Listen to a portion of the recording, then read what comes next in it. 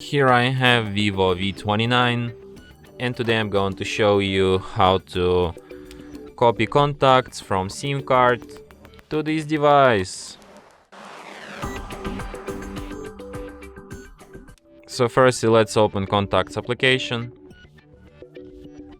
Tap allow, skip.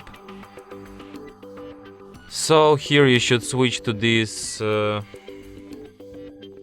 Fix and Manage section. Go to Import from SIM. Here you can select which contacts you want to transfer. Then tap Import, and after that these contacts will appear here on your device. And that's it. Thanks for watching. If you find this tutorial useful, don't forget to hit that like button and subscribe to our channel.